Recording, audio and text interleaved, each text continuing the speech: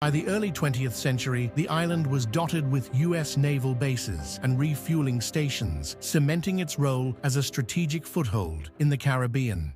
In 1917, the United States is preparing to enter World War I, and it needs more soldiers. Just in time, Congress passes the Jones-Shafroth Act, granting U.S. citizenship to Puerto Ricans. On the surface, it sounds like a gesture of goodwill. In reality, it was a strategic move to draft Puerto Rican men into the military. Thousands of Puerto Rican men were drafted to fight for a country that continued to treat their homeland as little more than a colony. By the end of the war, more than 20,000 Puerto Ricans had been conscripted, many sent to fight in Europe under the U.S. flag. Yet back home, their families lived in dire poverty. Puerto Rico remained an unincorporated territory, with no voting representation in Congress and no control over its own destiny.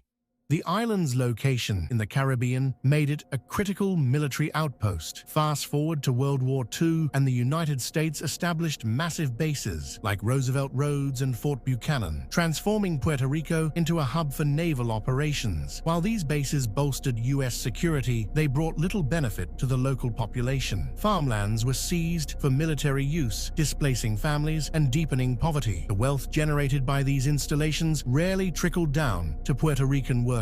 Amid this exploitation, a powerful resistance movement began to take shape. At its forefront was Pedro Albizu Campos, a Harvard-educated lawyer and the leader of the Puerto Rican Nationalist Party. Albizu Campos called for nothing less than full independence from the United States, rallying thousands to his cause. But what lied ahead for Puerto Ricans was something no one could predict.